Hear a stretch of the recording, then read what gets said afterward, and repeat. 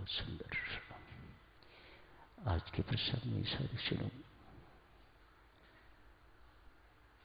महान सेवक हनुमान जी, भक्त शिरोमणि हनुमान जी का आगमन हो गया है।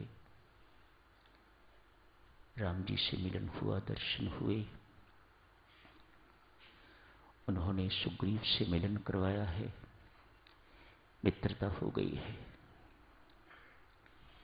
एक दूसरे के दुख सुख के साथी हो गए हैं प्रभु राम एवं सुग्रीव। सारी रामायण जी में एक ही व्यक्ति हैं जिनको प्रभु राम ने अपना भाई कहा है।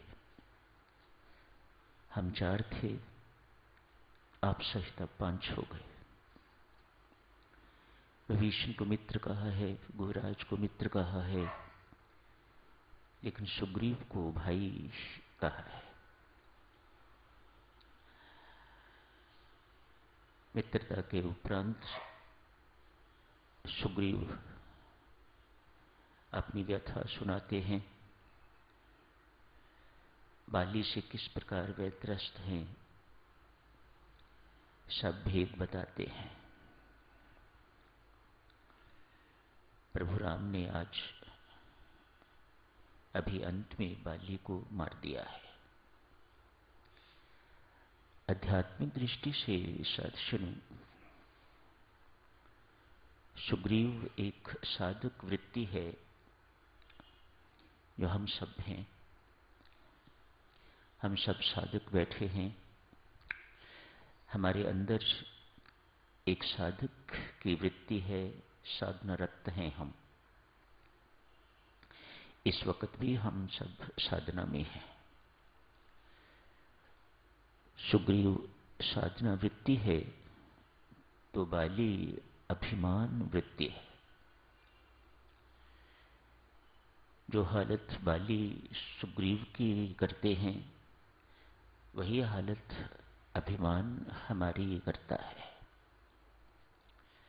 जैसे सुग्रीव बाली से पिसते हैं, पिटते हैं, हारते हैं, ठीक इसी प्रकार दिन में ना जाने कितनी बार हम भी अभिमान से पिसते हैं, पिटते हैं एवं हार खाते हैं।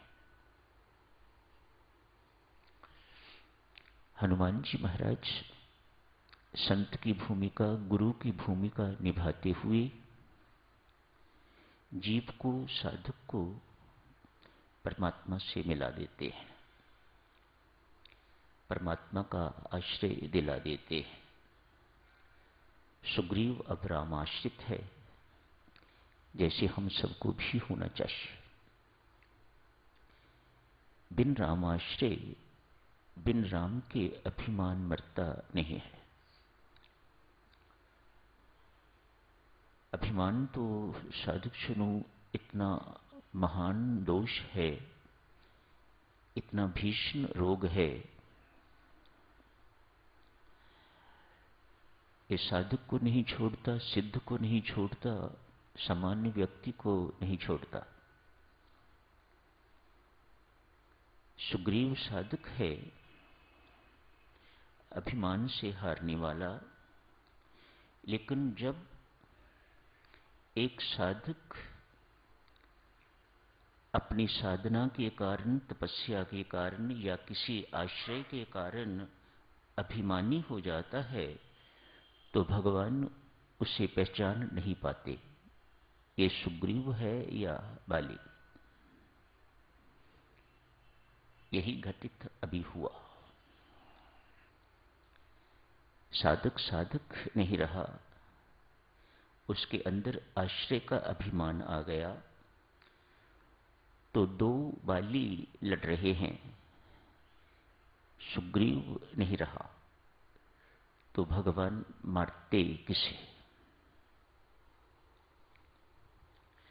बड़ी प्रसिद्ध कथा है साधुजनों। एक संत महात्मा किसी धोबी घाट के पास से निकले।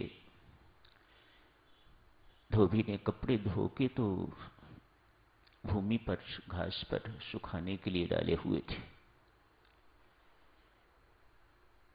साधु अपनी मस्ती में चल रहे थे, जानबूझकर नहीं।